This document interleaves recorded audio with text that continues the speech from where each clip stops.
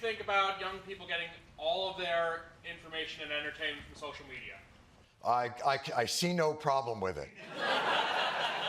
Why would you? It seems great. Is that true? I mean, I don't know because obviously. No, TV is dying. What? No, don't, sir. Well, let me ask you a question. In your mind, seeing as I work in television, will I die first? Because if that's the case, I don't mind. But don't you still watch TV, but you just watch it on your computer? On TikTok, on your phone.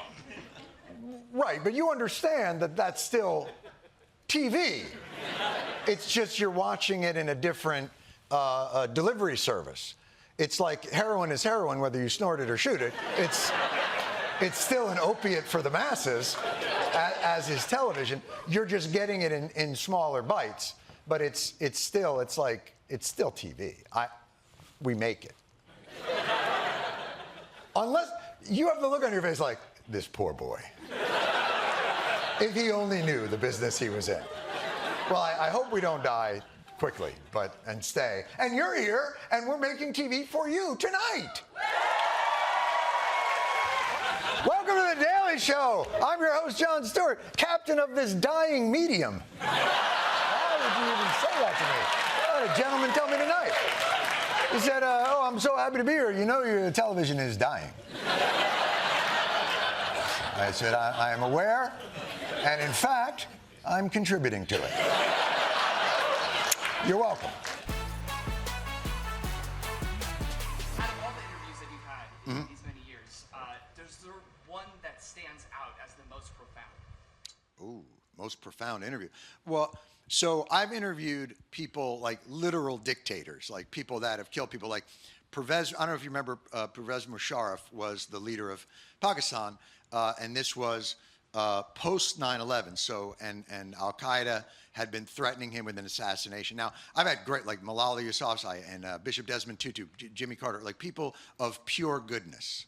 Like they vibrate on a different plane of kindness and goodness than most people, and you can feel it on them. And then you have dictators, slightly different vibe. So Pervez Musharraf, it was only memorable because he was at the time the president of Pakistan, and he was under assassination threat. He'd just written a book, and it was his autobiography, I think. And so he came here to the show to promote it. And that day, we had snipers on the roof. We had AK-47s in the hallway, guys marching. We had bomb dogs. We had, I mean, it was a level of security that I had never seen before. And I realized, like, this man is risking his life to tell his story on this show. I should have read the book. That's what I remember thinking is I thought, oh shit, I feel terrible now. Here's this guy's, he could die, and I'm just gonna be like, so, is Pakistan hot? Like, I didn't know shit. But the crazy part was, even with all that security layer, right, in the studio, they put a Kevlar front on the desk. Like, this was no bullshit. This was, many of you are younger, so you don't remember. After 9/11, like, we all lost our minds safety-wise. So they put a Kevlar front on the Daily Show desk, and I'm in there, and I'm looking at it, and I say, because there are Secret Service agents from both countries, America and Pakistan, in the room. And I go, tell me about this, what's going on?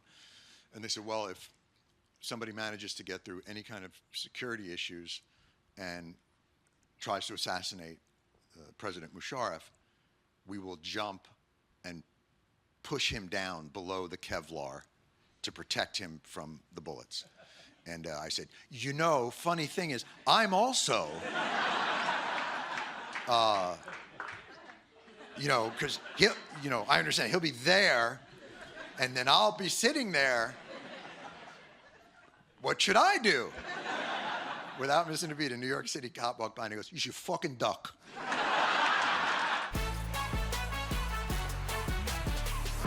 Started watching you on MTV back in. Oh, dear God. Now,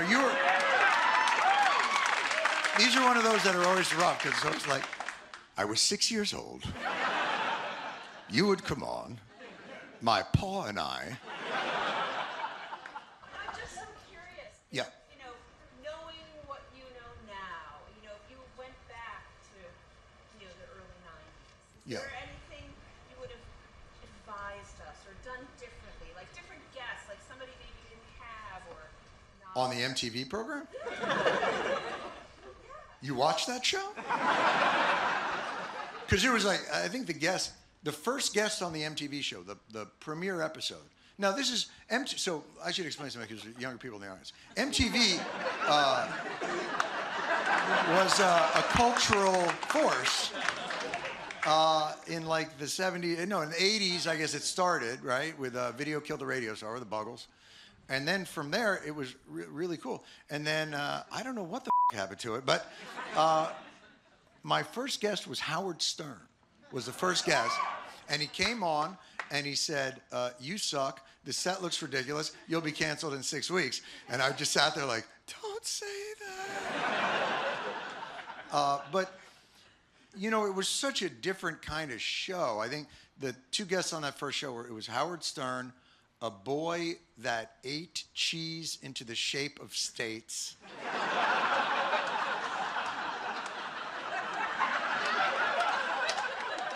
Who was referred to in all the production documents as Cheese Boy. The crazy part is Cheese Boy is probably like 50 now. Cheese Boy is an ophthalmologist. But we had so much fun, but it was such a different ethos. And then we went to, I was hired to replace Arsenio, which makes total sense. And so you can imagine how that went. And then that got canceled. And I remember the last 2 weeks of that show were just chaos. Like, it's good that they took us off the air because someone was going to die. Like, Marilyn Manson was on the show. He lit a fire during his performance. An actor smashed a mug and cut his hand wide open. And the final one was, there was an act called the Birdman of Vegas. And the Birdman of Vegas had a condor act. I don't know if you've ever been around condors. They're gigantic. They were probably like, there's my size. Not that I'm gigantic, but in the bird world, I'd be badass. Like if I woke up on a pigeon, the pigeon would be like, I don't want any problems. But the bird, there's like 6 feet tall. So he's doing the bit, and the bit is his assistant is there, and the condor will fly from his arm to the other, and it's a giant bird with a wingspan of 12 feet, and it flies over. But the bird apparently wasn't going to do that day. Instead, what it did is it flew into the audience. And so a giant condor just started pecking the shit, like, and then the audience starts chanting, "Sue them, sue them." And then, like, and I'm just like, and we were like canceled. We were already canceled. I was just like, I will let the birds kill everyone. I don't give a But that was the experience there. So if you say, like, would you have done anything differently? I'd be like, I guess I would have made sure the condors were leashed. How happy are you to be back? How happy am I to be back tonight?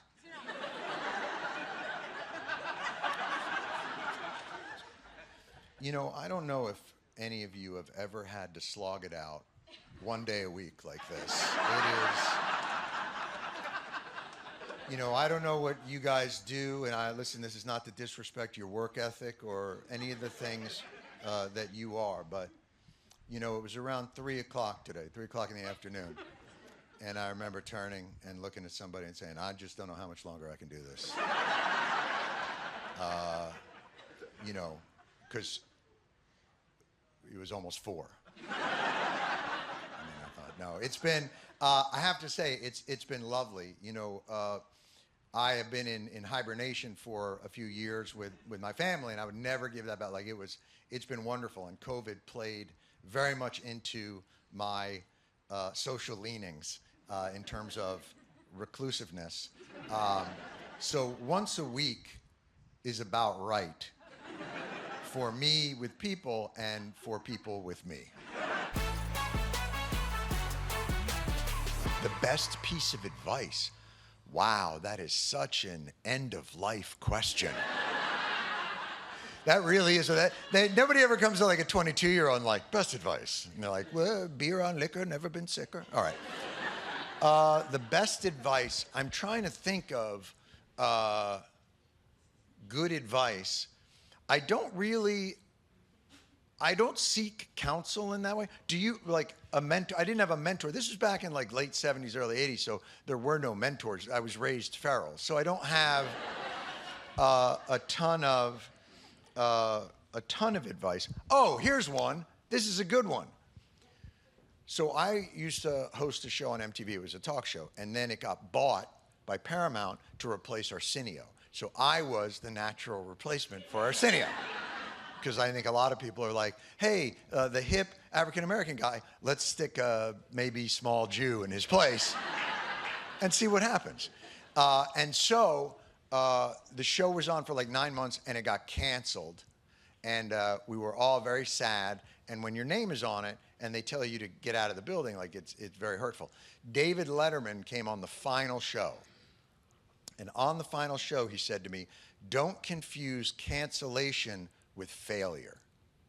And I thought that was really interesting. And then in the commercial break, he said, although this is also a failure. He just didn't want me to confuse it. I mean, the state of the world for young people right now is a little... No, you're good. And so... How old are you? I'm 22. Oh, you got so many. We're gonna this. We're gonna ruin this so much. You have no idea what we've got planned. You are walking into Thunderdome. No, you're gonna honestly like. We do this all the time. Every generation, like even the greatest generation, like I mean, they dropped atomic bombs on people. Like, don't let the perspective. We always think that the world is at its worst in the moment that we're in it. But like you have to remain optimistic because the images that they present to us are to heighten your fear. That's how they make their. Oh, you're gonna love the show tonight. I think you're gonna love the show. But so what are you thinking? I think a lot of young people are a little bit not happy with the choices candidates we have on November. I guess we feel like our vote, our voice doesn't matter. Oh, it so matters. Yeah, but In fact, your voices. Can I tell you something about advertisers? Do you know that advertisers, they look at different demographics, but the largest demographic that they look at is 18 to 24. That's the one that means everything to them. Use that power, the power of the purse. I'm 61.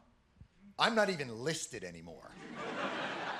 Like, they're literally, companies would be like, what about people over 55? And they're like, I think they might be dead. Like, don't discount the power that you guys have. You have a tremendous amount. how do I tell other young people that? I would think on Instagram. I would tell them on Instagram. Well, I don't know. This is the fight, man. No generation ever feels empowered or seen or any of those things. But what I would suggest is trust your discomfort because you clearly feel it. But discomfort is a wonderful motivator. It's sort of the difference between stress and anxiety. Like, action is the antidote to anxiety. And if you feel anxiety, it will lessen as you take action. Small actions, like a little bit every day. You know, I have young people that live in my house. And I usually see them after 3 when they've woken up. And generally, they just want me to make them a bagel. So it's different. But honestly, like, that discomfort will spur you on. I'm sure of it. And your generation. And then you'll be in a position to save us, but you won't want to.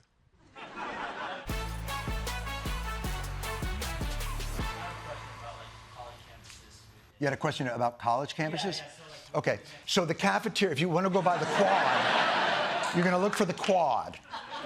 Usually the food is near the quad. I just wanted to ask you your advice about navigating the political landscape, especially during election season in college campuses, and engaging conversations with people who might have opposite. Listen, the beautiful thing about college is that it's built for that. It's built for you to push the limits of who you think you are and who you think you want to be. And it's a wonderful experience. The thing that I would say to you is have the courage in the internal barometer that you've developed over the years for yourself about right and wrong, and don't necessarily just allow the conditions that you find yourself in to shape that. You're here for a reason, and you're that way for a reason, and be strong in that, and learn, be open to people, but be convicted. It's, you know, I think it's a wonderful experience for kids, and I don't worry about, you know, Gen Z, they're so f***ing, shut the f*** up. You know, it's, every generation is like, that generation sucks. We were awesome. And I'm like, meh. I know my generation, like, we were doing whippets in 11th grade, like. What's a book you think everyone should have on their shelf? Wow, that's a great question, and I really thought you were going to end it with what's a book. Because you get that a lot from the kids now. Sir, I have a question. What's a book? And I was going to say, it's like a movie you flip. I would say, so this may sound antiquated. I feel like I was raised on Kurt Vonnegut. And so any Kurt Vonnegut, I had the whole from Player Piano to Breakfast of Champions to Slaughterhouse-Five to, you know, Mother, all of them.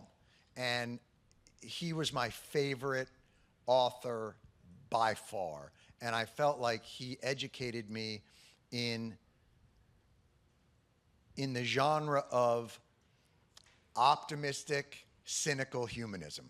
Like the thing that you're talking about, how do you maintain? So he's a guy who was an author who came of age. He fought in World War II. He saw Dresden. That's what Slaughterhouse-Five was about. It was about his experiences seeing the worst that people could do. And people always mistook his cynicism as, or his, I guess I should say, his dryness as cynicism, but it was really idealism. He believed so much in people that he couldn't help but be somewhat disappointed that we were blowing it in the way that we were blowing it. But I would say line your desk with Kurt Vonnegut, and you cannot go wrong. And I was lucky enough to get to interview him when he was, you know, hadn't passed away yet.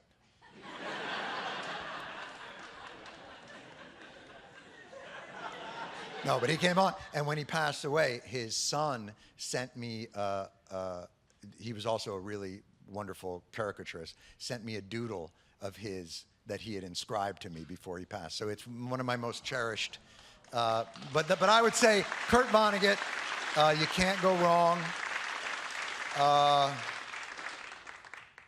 And like Playboy. Wondering,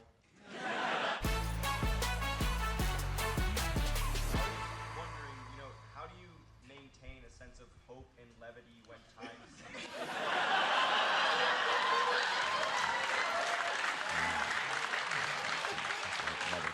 How do you keep laughing through all that? Right. How old are you?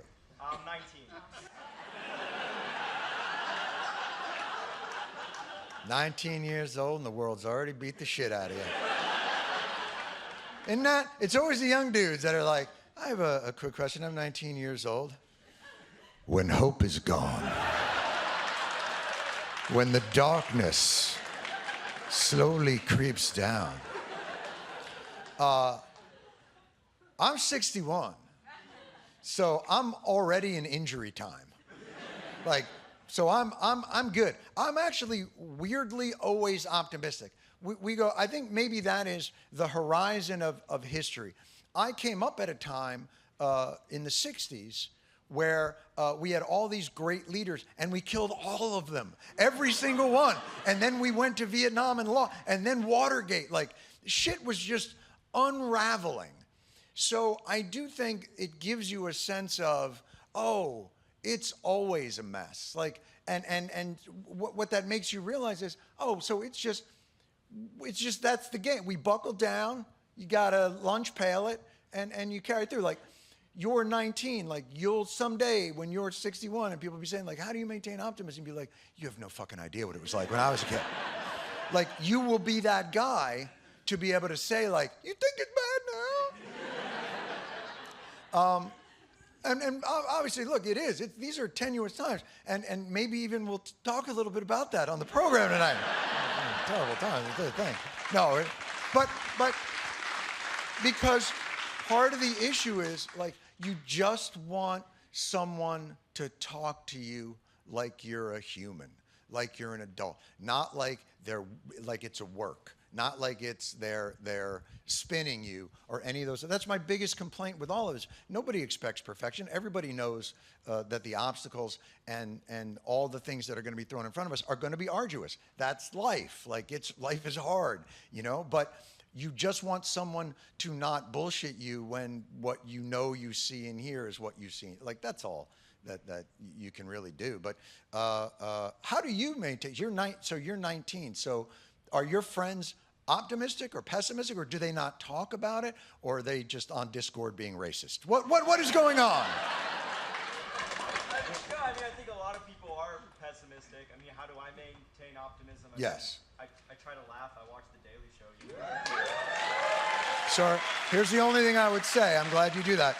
But really, we write it for 8-year-olds. So 19 is a little above our pay grade.